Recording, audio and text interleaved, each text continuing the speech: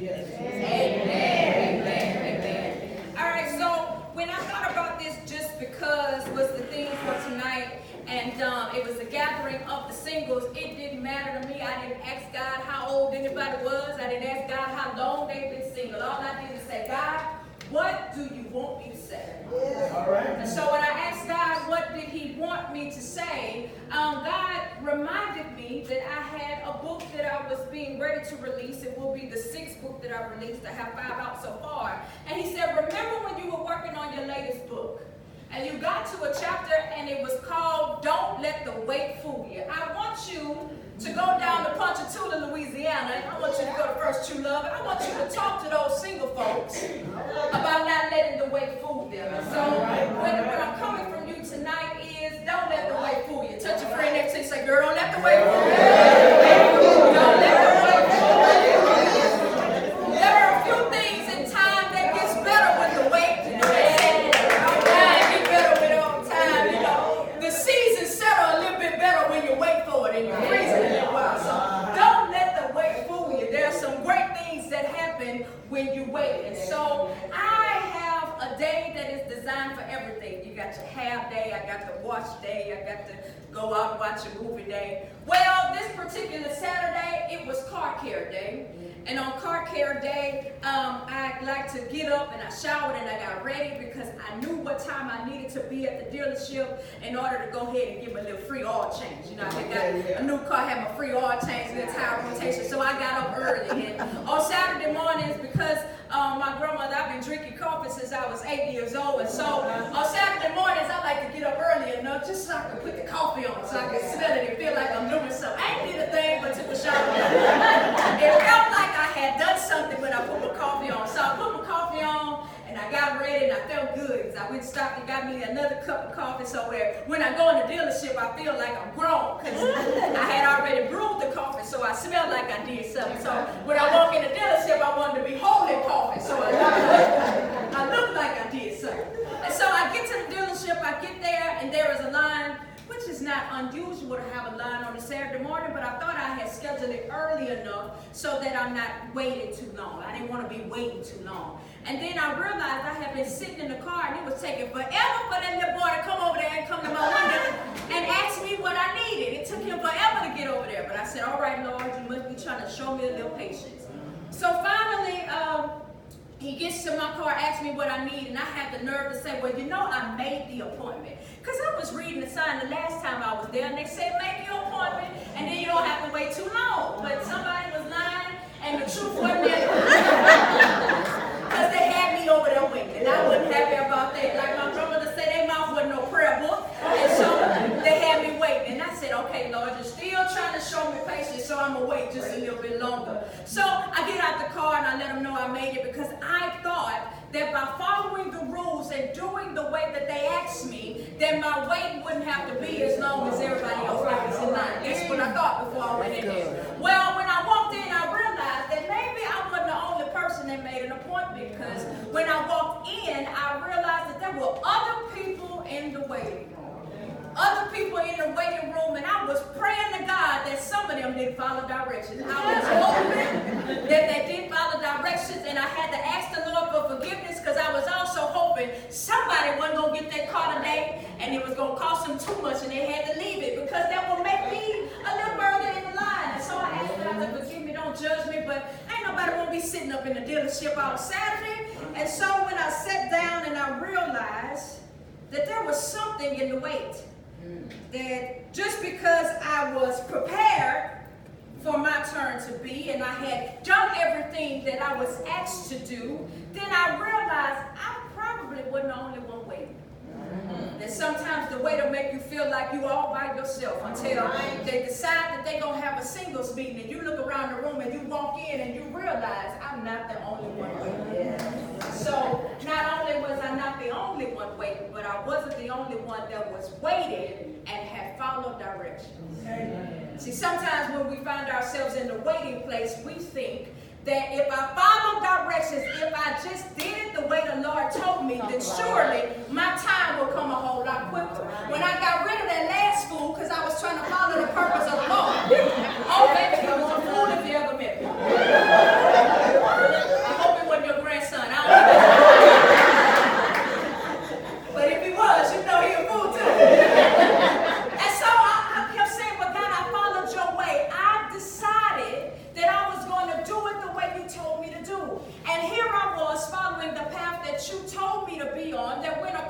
your will. I'm trying to walk in my purpose. And I look up and I'm still single. He done married the one that he told me not to worry about, and I'm still single. How in the world did I follow directions and I'm still waiting? How did I do it the way you asked me to do it and I'm still waiting? And I had that conversation with God because I felt some type of way. I really was bad. You mean to tell me I obeyed you, had a prayer meeting in my living room and went through depression and heartache and heartbreak? I went through all of that only to still end up on this side? Why in the world am I waiting? And so when I had that conversation with God and I asked him why you're waiting, he said, because there's purpose in your waiting. You can't see what I see because your eyes are not like my eyes. There are some things that are designed for you in the wait. And I realized that in Psalms 27 and 14 it says, wait for the Lord's help. Be strong and brave and wait for the Lord. Then I read down in Galatians 6 and 9, it said, let us not become weary in doing good, for at the proper time we will reap if we don't give up. Don't get weary. I said, all right, Lord, you trying to show me who you are. I get you. You God. So I'll wait. And then he told me a few things that I want to share with you tonight. And he said, Dominique, your weight isn't average. Because you're not average, your weight isn't average. If it's by God's design, then I told you that you were a queen. And so because there was a queen on the inside of you, you got to go back to the story of Esther. And so when I went to the story of Esther, Esther had no idea what was designed for her and her weight. We tell the story so much that we forget to read in the book where it says it was the 3rd year of Xerxes' reign, but she didn't even get to know that she was going to meet him till his 7th year. And then in the 7th year, when she finally met him, it took 12 months to be sitting around in some perfume and all before you're even ready to stand before the king. They tell the story, they make you think that it happened so quickly, so you think you about to have a roof that Boaz moment. Stop doing Boaz. I'm going to tell you like I told everybody, Boaz is roof man. If you're looking for Boaz, hey, you got to go get the man that God has for you should you desire. And if you don't desire, that there's still some purpose in your waiting. There are some things that you can accomplish in your waiting, so you can't let the way fool you for thinking that God doesn't know the timing or the order, that he don't know how long you've been waiting. If he know the hair on your head by number, he know your clock. And so your weight isn't average, and then you got to be reminded that you're not alone. You're not average and you're not alone. You may live by yourself, but you are not alone. You are not alone. There are some other people in this room that are in the same situation that you're in. And even when they are not with you, then you got to know that you have God, Jesus, the Holy Spirit.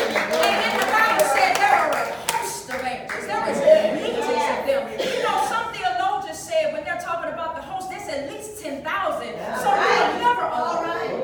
Never alone. Somebody is always right there with you, and the word of God cannot fail in his promise either. And he said in his word, I will never leave you or forsake you. So even when you feel like you're by yourself, you got to remind yourself that I am not alone. And not only are you not alone, but there is an assignment to be completed while you're waiting. While you're waiting, you have an assignment to complete. Not the assignment that I'm just let me wake up in the morning. No, I gave you the activity of your limbs for a reason. Young and the restless, Victor and died and came back. How many times? How many times? A whole lot. I hadn't watched the Young and the Restless. See, when I was growing up, Young and the Restless was nap time. See, you went outside on The Price is Right. And then you came inside and then you ate lunch for the noon. Then you took your nap and it was time for the Young and the Restless. But I promise you, I turned on the Young and the Restless the other day and I looked for Miss Chancellor. Y'all ain't seen me, Miss Chancellor.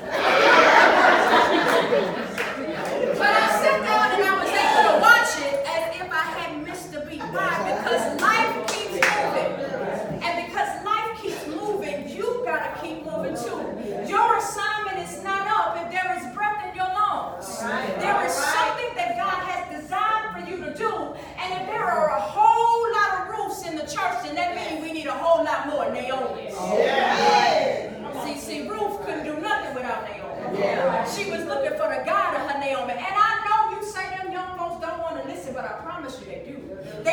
to search for the answer, and you have that answer. So I need you to stand up in your Naomi so that you can get some more Ruths in the room, because they need the guidance.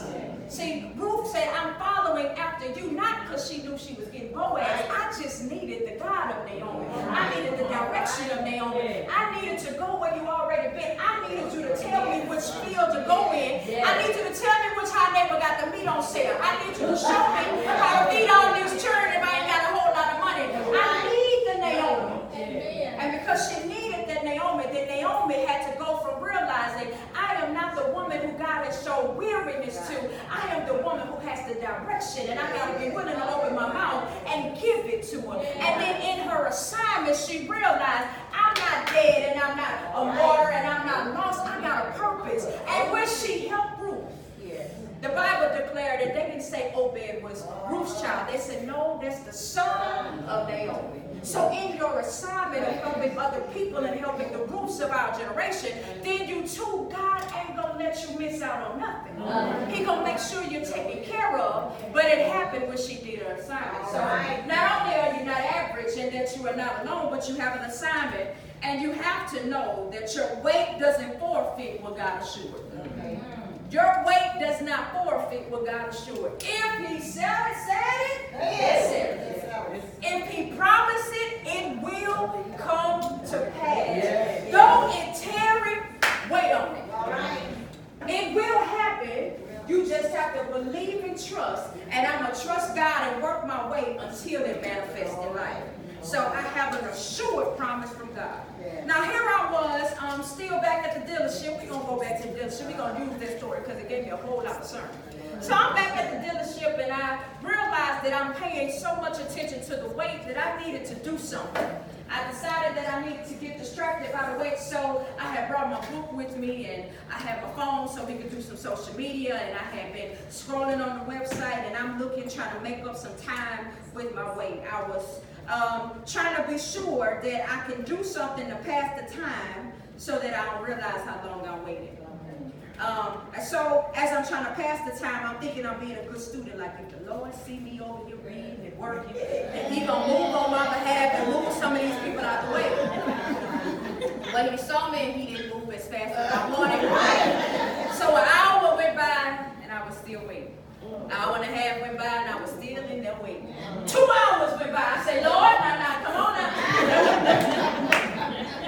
I know you are mighty God, and I know you're trying to teach me something, but listen, it's Saturday.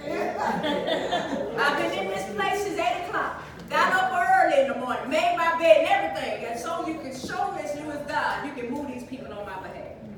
And then I realized that I had to make an adjustment to what I thought. See, I thought that I had a subconscious plan, that I had gave the Lord, the dealership, and myself a time frame. I had told the dealership in my head that you probably got about 2 hours in me. That's all I could give you. I had made up my own time clock. I didn't consult with anybody. I didn't consider anything. I just decided and declared that this was the clock that I was on. Didn't consult, didn't consider, just decided this was the clock. I didn't consult. I didn't consider. I just decided this was the clock. I had already given a time limit to things that I had no control over. Right. I wanted my car fixed, but I had the audacity to tell them how long they should take to fix it. I wanted my car fixed, and I wanted my car fixed right. And I still had the audacity to tell them how long they had to fix it. I wanted my car fixed, and I wanted my car fixed right. And I didn't want to have to come back to get a whole new car. And yet I wanted to tell them how long it was going to take to get the car fixed. Here I was, not in charge of anything, and yet I was making all of the plans and the decisions. How many times have we done that? Not consult, not consider, and yet we want to run the clock. We want to tell God he's in charge, but God, you in charge until this time. Because if you don't do it by 30, then God, I'm going to have to find another way. You're going to have to forgive me all my sins. You got to find out what it is. Forgive me of all my sins, Lord. You was healing hardness way back in the Old Testament, so I know. Should I choose? Y'all be want to be real because we be in church. Making a bargain with God that if you just do it in the time frame that I have, I will serve you until the day I die. We just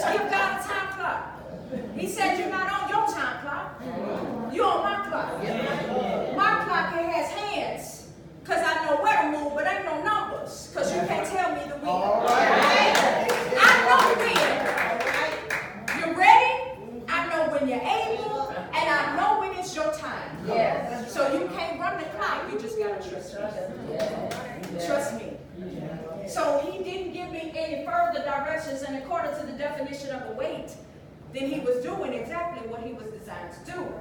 He didn't give me directions. Actually, when you say wait, it's a delay until an appointed time. Yeah. Webster defines wait as a delay until an appointed time. I say, Webster must have got saved somewhere in there. Until an appointed time. In the scripture, it says that there is a time for everything. A time to wake up, and a time to die, a time to live, a time to get. It's a time for everything. So he considered that there was a time for you. Sometimes he don't tell us what time is your time, so then you got to stay ready. What would have happened if I would have decided that I was going to leave the waiting room because they were taking too long and let somebody else pick me up? My car would have been ready and they would have called my name and I would have missed it.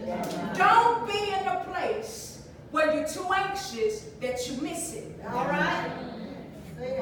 And then what would have happened if I would have decided that I didn't want to sit in that line, and so I didn't even go to my appointment? Some of us don't go to our appointment. We figure we got enough guys, so we don't go to Bible study. I've been knowing the Lord a long time, so he knows my heart. We don't like to go to prayer meeting. We want to pick and choose who's going to be over there. What pastor preaching? What they doing over there? We got all of these conditions in order for us to listen to the direction. If he never gave you any other instructions, continue to do the one he gave you the first time. Amen. All they told me to do was, Miss Washington, sit in the waiting room until we call your name. So then I decided that I wanted to not pay attention to the clock so much, and I had to ask myself a few questions, and then I'll get out your way. The first thing that I had to do was to ask myself, what am I missing? The second question I had to ask myself was, what am I losing? And the third question I had to ask myself was, what was I doing? So I was paying so much attention to the clock that in order for, if there was no other instructions besides wait till your name is called, then I had to ask myself, what you think you're missing? What you think you're missing that you're missing out on? Why are you so anxious for a certain time? What you so anxious for? The Bible says to be anxious for nothing. Nothing. You know why I realized he didn't say that even though they didn't write it in there? What happens with your anxious? Blood pressure up. My nerves were bad, like they said. I was sitting there, nerves bad, heart beating hot, sweating, hungry, all kinds of stuff was happening that wasn't happening the first time. Because I realized I was anxious. I was ready to go with nowhere to go. I really had nowhere to go. I had to stop and think about it. What do you have to do that you got to hurry up to get this done? Everything that I had scheduled to do, it could happen when the car was ready.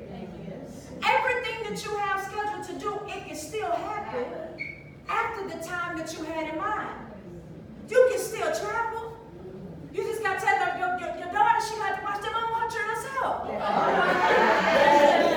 got to tell them, I can't be the babysitter today. You got to call somebody else. So you can still do it. You do have enough money. How many times you stop at the gas station, get your snack? How many times you went to Walmart and said, oh, I'm going to get detergent, and then your basket was full? You had the money.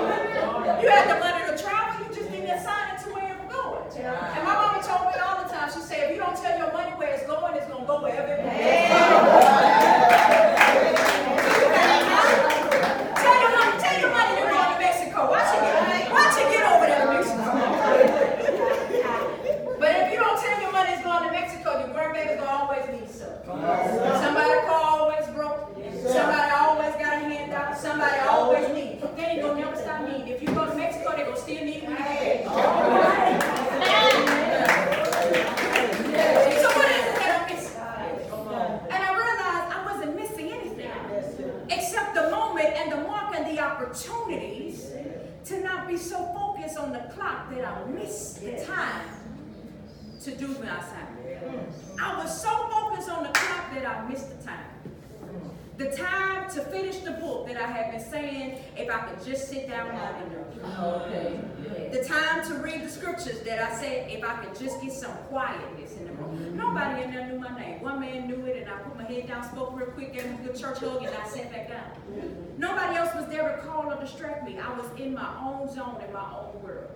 But here I was, so focused on what I was missing out on, that I didn't realize that I wasn't missing anything, except the opportunities to use the time that I had. So you got to use the time that you have. You know, when I was speaking at a high school graduation, and I realized that a lot of times he is the Alpha and Omega, but we got to work that middle line. Okay? And I was at a funeral a few weeks ago, and the man said, "You want to live your life in such a way that we ain't got to lie at your funeral." It's true. That's true. That's true. It's true. You know, some people feel they're sitting up there lying. Everybody knows. I want them to tell the truth at my funeral, so I got to do a whole lot of good stuff. I don't want nobody to be sitting up there trying to make my funeral last an hour, because I ain't there. We done stretched it out. We done sung 20 songs, because I never couldn't get nobody to say nothing about it, because she ain't did nothing good, but nobody ain't never left her couch, and the funeral was over. That's right. So then you want to live your life in such a way, what will I leave here? What will I leave here? What will they say about me when I'm not here? What would I have done or accomplished that will motivate somebody while I'm still gone? The reason that we're still able to use this Bible is because there were people in every book of that Bible that did some things that we can learn from. Yes. If your life was a book of the Bible, what would we learn? If we had to use your name to tell the story, the book of Karen, what would be in your book? How many chapters would it have? What would we be able to learn and be able to show the next generation that we can learn from the book of Karen? What could we learn from your book if it was in the Bible? So there are some things that you can do during your waiting. There are some things that you can accomplish during your waiting. I was reading a story, and there was a lady. I told the Lord, Lord, listen, I know you want to use this to motivate me, but please don't wait. The lady was 72 getting married for the first time, and I said, Jesus, I love you so much, Father, but not 72. She got married to, had a nice wedding. And even though I clapped and called my grandmother and let her know, because she said, Danny, I'm looking for a man. I let her know that there was a man out there, lady that got married at 72, and I said, Lord, don't let it keep me, Lord. Send him, Lord. Fix his GPS, Lord. He's somewhere looking for me, Lord. Put him in the right direction. Switch the car around. But at 72, she still had a heart to beat. She still had breath in her lungs. She still had the activities of her limbs. And she walked right down that aisle with a smile on her face and cut that cake in name. And I rejoiced for her, but on the inside I was praying for me.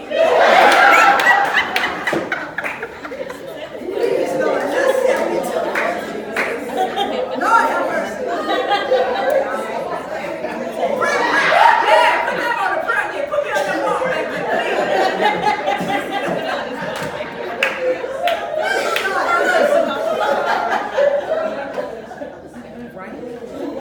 So then I asked myself, what am I doing? What am I doing while I'm waiting? And I decided that I was going to work my way. Because I know that the promises of God is worth the wait, then I just got to work my way. Whatever it is that you are believing God for, whether it be a man or the money that he promised you or to pay off a loan, whatever it is that you believe in God for, if it's not here yet, then you still got some work to do. All right. You still got to keep believing, and you still got to keep trusting. But the promises of God are yes and amen. And that's Bible. Yes and amen. I gave you a yes, and amen said, and it is so. Yes. Yes, and it is so. You just got to keep believing until it is so reaches to you. You are waiting on the manifestation of whatever it is that God promised you. Don't let the wait fool you. Don't let how long it's been make you go ahead and get an Ishmael when you were promised.